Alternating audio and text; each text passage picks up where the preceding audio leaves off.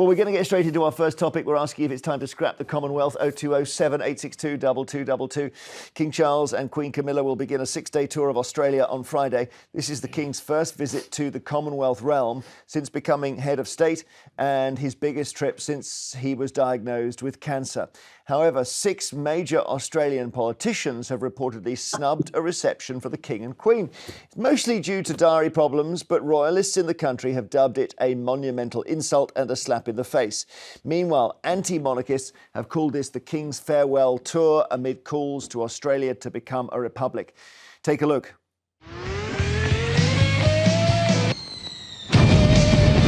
Monarchy, the Farewell Oz Tour. See them together for the ultimate bon voyage. October 18 to 23, in person and on your money. Brought to you by you, the Australian taxpayer. Monarchy, Charles, King and Camilla in consort. Don't miss your chance to wave goodbye to royal reign. So that's obviously put together by some anti-monarchists in Australia, the Australian Republican movement, and your reaction to that video. Well, I mean, first of all, I think it's a bit rude of them not to turn up to a reception, but there is an enormous difference between the future of the monarchy in Australia or anywhere else and the future of the Commonwealth. And, you know, the Commonwealth is made up of 56 nations, 36 of them are already republics, and something like 5 of them have different monarchs. So that isn't what determines the Commonwealth. Commonwealth is an association of nations linked in trade and culture and other things. That is the Commonwealth, and it's significant that countries who have left the Commonwealth have then applied to rejoin. So obviously it has huge benefits, not just to the King, it has huge benefits across the world. So it's well worth keeping. As for the issue of the monarch, Charles himself is totally relaxed. He said it's up to the republic, it's up to Australia whether it becomes a republic. But it is worth noting that in a recent poll, only 33% wanted to become a republic, and 45% still thought that Australia should remain a constitutional monarchy. So it's by no means that film that we saw by no means is an echo of the views of ordinary Australians. All right, well, thank you, Anne. Before I come to Owen, let's have a look at some of the flags, those 56 countries that Anne mentioned. And going back to, 1947 was the origins of the Commonwealth, but even prior to that, there was something weirdly called the White Commonwealth, which was countries like Canada and the USA, and not the USA, the Canada, South Africa, etc. And Australia. So then it becomes the Commonwealth. Actually, what's interesting about the Commonwealth is that you've got some countries that weren't even in the so-called British Empire that then say, oh, we'd like a part of this. An example of that is Mozambique here, which is a Portuguese colony and then joins the Commonwealth. Other strange additions, Isle of Man in the Commonwealth, I suppose a separate country if you want to think of it like that. Pakistan has been in and out because of internal political problems and disputes. Nigeria has been vetoed at one point. Zimbabwe, which weirdly, Zimbabwe isn't on our list there because maybe they're still not back in. No, they must be. But it's one where, I'll tell you one argument for it, Owen, is that if let's say, let's take an example here, not Gibraltar. I'm trying to find an example outside Africa here. If, let us say, Singapore is suddenly taken over by the army who do brutal things, we can throw them out. Well, Singapore already is a human rights abusing regime. It's not a democracy. But if they got even worse? Well, yeah, but you made a case. I thought you made a very eloquent case there. I mean, you've always had in the Commonwealth human rights abusing regime. Singapore is not a democracy. It doesn't meet the basic tenets of a proper, healthy, functioning democracy. And I don't think you should have an association of nations where you don't have, for example, basic democratic values being underpinned. I think the more general point, I mean, Anna's absolutely right. It's being a republic or a monarchy is not a precondition. I do think Australians should elect their own head of state, but I think that about everyone. Some polling shows that the Australians do want that. They just can't agree on what better system they'd want to replace it with. But I mean, for me as well, and this is gonna, some people aren't gonna like hearing this, but it's about our failure to come to terms with the history of the British Empire. And the British Empire, I'm afraid, is soaked in a lot of blood. Ireland refuses to rejoin the Commonwealth. They left in 1949. The Irish population has never returned to what it was at the beginning of the 19th century after British colonial rule, where half the population under the famine died or fled. And India is another example where there's a brilliant book called Late Victorian Holocaust by Mike Davis, the late Mike Davis. He's a brilliant scholar. And that looks at the avoidable famines of the British Empire, which tens of millions of Indians died, quite similar to the sorts of famines you saw under Stalin and Mao. Right. Another example, Kenya, also in the Commonwealth. Yeah. I've recently interviewed lawyers who represented victims in the 1950s of the Mao uprising, when the British regime at the time subjected the local population to horrible torture, put them in concentration camp, killed thousands. Weirdly, one of the people who spoke out at the time was the coalition of Enoch Powell and Barbara Castle, speaking out against the terrible human rights abuses. All right. Tens of thousands killed. But the Commonwealth is the successor. I understand, but the British Empire had lots of bad qualities, Anne, and the Commonwealth looks back to it in a way that is not good. Oh, come on. Why are those nations so keen to be part of the Commonwealth? Why do nations who leave try to rejoin? It's not because they were badly abused under the British Empire. It's because there is a value to today's Commonwealth. What I can't get over is people like Owen Jones just seem to live in the past. This is the present. And obviously, people want to belong. By the way, on a purely technical point, you mentioned Zimbabwe. They've got an application in to rejoin. Okay. They haven't actually rejoined yet. That sorts that. So, Right. if they want it, none of these 56 countries are obliged to be part of the Commonwealth. None of them. And yet they want to be. And that speaks for itself. Okay. Well, before you come back in, let me take Peter in Wolverhampton. Hi, Peter. Hiya. Well, what do you think? Is this the sign? Basically, King Charles is going to Australia, and the first 6 people they've invited to meet him have said no thanks. Is this a sign we should just say, look, not just about the monarchy, but the Commonwealth, it's game over?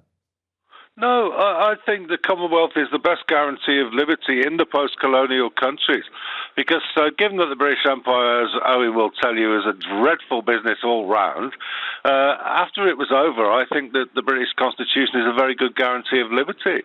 You've gone with Owen's view of the British Empire. I don't know if there's any upsides to it you can think of. Yeah, I think we brought a great deal of democracy and freedom to some dreadful places in the world. Okay, well, that's quite a turnaround. Dreadful places in the world. India's standard of living was the same as that of England when we took it over, and it was destroyed partly. We exported sold them back their own cotton, that kind of thing. Okay. In terms of just as a look into, I think the problem is Anne says I'm living in the past. I think the Commonwealth is living in the past. All right. And I also think it's a talking shop, which the vast majority of these people in this country don't even think about. Peter, thank you. I'll pause. I'm not trying to interrupt either of you, but we've got to take a break. And then we're taking more of your calls on whether it's time to axe the Commonwealth after politicians in Australia, one of its biggest members, snubbed the King's upcoming tour. They were invited for lunch and they said no, thank you. I think it's probably diary stuff. I think maybe the invitation came late.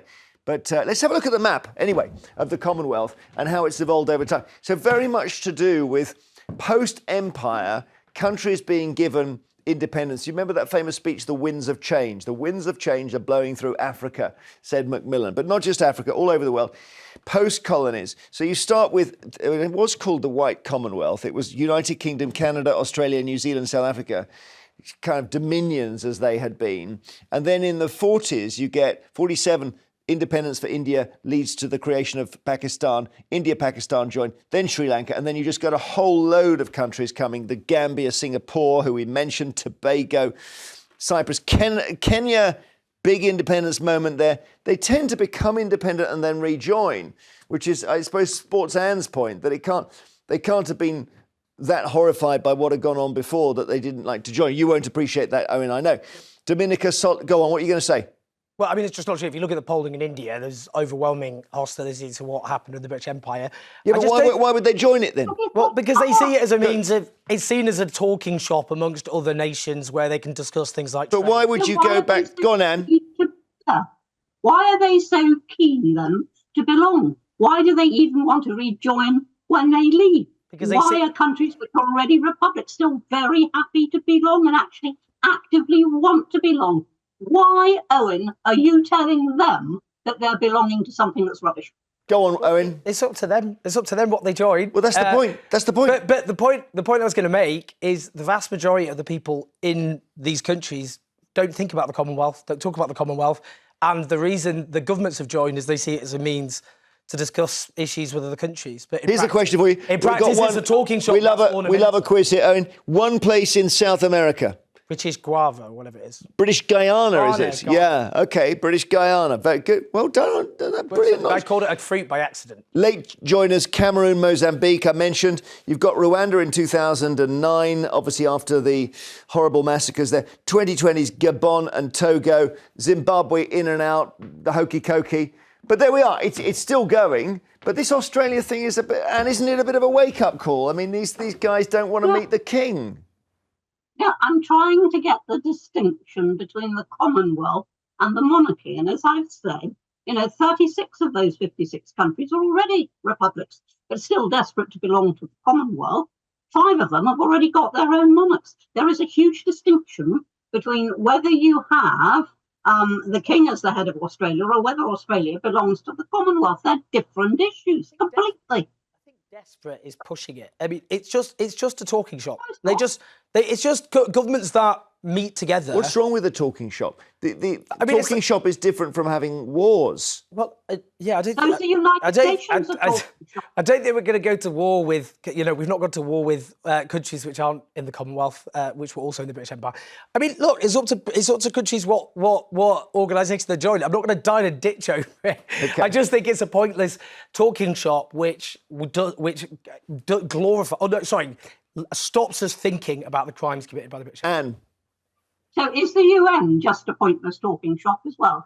When nations get together to talk, is that always a pointless exercise? No, I think it's good. The United Nations actually does concrete things, though, doesn't it? I mean, it annoys people, but it does actual concrete things, and that's. You think it's not a proper organisation unless it's got an army? That's basically what you're saying. It's just an arbitrary talking shop that is just based on. Well, the UN, you like the UN because it's got an army. Well, the UN actually is supposed to take action to resolve global conflicts. It might not do enough, but that's what's there. So when all that trade comes out of the talking shop, that's nothing concrete. I mean, the fact is, Owen, there's nothing wrong whatever with the Commonwealth. There's an awful lot of good that comes out of it. Their own members want to be members of it. And you are just being a misery because you've got something against Britain playing a big role in the world. I am a misery. Firstly, he's allowed to be. I am a very cheerful man. Thank you very much, Anne. But that's not true. I want Britain to take. Okay. I want Britain to have a positive role in the country rather than be airstrip one for the United States of America and support wars and dictatorships around the world, which have rebounded us badly. Can I take a call? Let me take a call from. This is a great discussion, but let's hear from Denise in Berkshire. Denise, do you think the game's up? No, I don't. I think people have choices, and some countries have left the Commonwealth by choice. I live part of the time in New Zealand. I've gone over to Australia a lot. There's a lot of people in Australia still want to be part of the Commonwealth. It's part of their heritage. They do have a choice. If they don't want to be part of it, they can leave. And I was saying, Jeremy Paxman did a program a few years ago about the negatives of Britain taking over countries. And he went to India, and there was a lady there who stopped him and said that if the British hadn't gone into India, India would still be a third world country, and women would still have no choices in their lives. She was one of the wealthiest women in India. That's not a documentary you watched, Owen, or enjoyed. India is a very poor country, and if you look at the history, if you read the actual read Late Victorian Holocaust by Mike Davis, that's a really good way. Do you now mention it twice? Well, because it's a great book. It looks into it. It's good to read books on these subjects, I think. And India had the same standard of living as England when it was taken over. And since then... They have now got 2 billion people instead of 500 million. That's because... Jeremy, under the British Empire, there was multiple famines in India. The last famine in India was in 1943. That was under the British. That was in Bengal when Winston Churchill said Indians were a beastly people with a beastly religion who bred like rabbits. Since independence, there's not been a single famine in India. Those are the facts. OK, Denise, thank you. Kasim in Leeds, hello. Hello, how are you? I'm well, thank you. What do you make of this? I'll be honest with you. I am like a mixed race, half Persian, half Asian, raised in England, kind of. And like, I personally feel that because my grandmother, she was a doctor by profession. She served in the World War One and Two for the Red Cross. Wow. And my mother, she's a doctor by profession. And my father, he was in the army for the United Nations Peace Corps. Personally, growing up as a journalist, I think it's high time we let go of this because the world is turning into a global village, literally. And every country, every ethnicity, religion, they need to have like their own say rather than they feel that they still have to be part of some consortium and be like answerable or like they have to do something or do not something. You don't like clubs. You don't like NATO, the EU, the UN, the Commonwealth. You think we're just all, nation states, basically. I'm not going to say I don't like them. What I will say is that they have lost kind of their objective, the ethos on which they were all found. It has, over the years, especially with these massive changes globally, they've just lost their essence, to be fair. All right. And when something loses its essence, why do we have to stick to it just for the sake of having it? Yeah, I suppose that, and have we lost the essence of it? That's what Kasim says. We've lost the essence of what the Commonwealth was about. No, I don't think so. And, as I say, you wouldn't have 56 countries so very keen on this if it wasn't performing a function. Now, everything evolves over time. That is quite true. Everything evolves over time. And the Commonwealth evolves, along with everything else. But the essence of the Commonwealth is that those 56 nations want to have a form of unity with each other. And that can only be a good thing. Thank you very much. After the break.